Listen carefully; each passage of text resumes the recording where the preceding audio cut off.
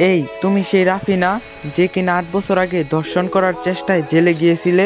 পিছন থেকে এমন কথা শুনে একটু বিরক্ত হয়ে ঘুরে দেখি আমার পাশের বাসা সেই শফিক চাচা। তারপর একটু মুস্কি হেসে উত্তর দিলাম, হ্যাঁ চাচা, আমি সেই রাফি। কেমন আছেন চাচা? শফিক চাচা বলল, আমি কেমন আছি তা তোমার না জানলেও চলবে। আগে বলো তোমার কি অবস্থা? জেলের ভাত খেয়ে কি এই 8 বছরে কিছু শিক্ষা হলো, না আবার ওই আগের মতোই আছো? শফিক চাচার এমন কথা শুনে থমকে গেলাম। এই শফিক চাচা আমার এত ভালোবাসতো যে তার বাড়িতে যদি ভালো কিছু রান্না হতো তবে সে আমাকে না দিয়ে খেত না। আর সেই শফিক চাচা আজ আমাকে এমন কথা বলতে পারলো। তারপর আমি মাথা নিচু করে আসি।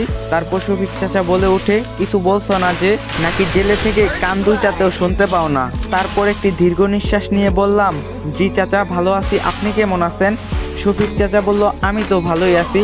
তা কবে জেল থেকে ছাড়া পেলে, নাকি জেল থেকে পালিয়েছো? শফিক চাচার এমন কথা শুনে যেন কান্না পাচ্ছে, কিন্তু ধরে রেখেছি। এই সেই শফিক চাচা যে কিনা আমার বন্ধুর চেয়ে কোনো অংশে কম ছিল না। এমনকি মাঝে মাঝে আমার সাথে মাঠে গিয়ে খেলতো।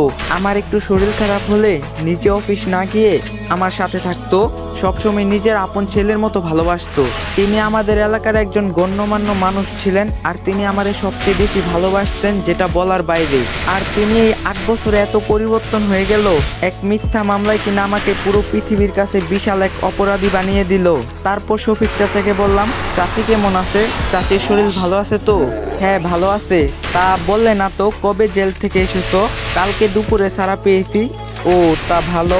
এখন অন্তত ভালো হয়ে যাও, নাকি আবার আগের মতোই ওসব করবে? রাফি নিশ্চুপ। শফিক চাচা বলল, কি কিছু বলছো না যে? রাফি বলল, শফিক চাচা, আপনার মেয়ে ইভা ভালো আছে তো?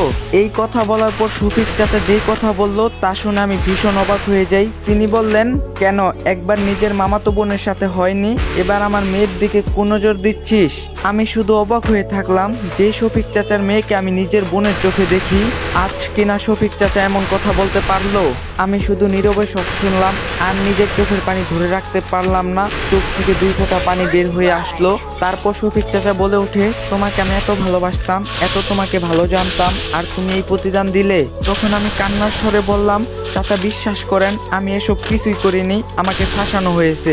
শফিক চাচা বলল, ব্যাস অনেক হয়েছে, তুমি কিছু না করলে তো তোমাকে ফাঁসিয়ে অনেক বড় কাজ করা হয়ে যাবে। তোমার এসব কথা আমি আর শুনতে চাই না। তারপর আমি নিজের মতো করে চুপ থাকি। তারপর আবার শফিক চাচা বলে ওঠে, তা কোথায় থাকবে শুনি? তোমার বাবা মা তো আর তোমায় তাদের সাথে থাকতে দিবে না। যা কাজ করছো তুমি, তার জন্য তো তারা তাদের মুখ কাউকে দেখাতে পারে না। তো গাইস, ভিডিওটা বেশি বেশি করে কপি লিঙ্ক করে দিবেন, আর যদি নেক্সট পার্ট লাগে অবশ্যই কমেন্টে বলবেন।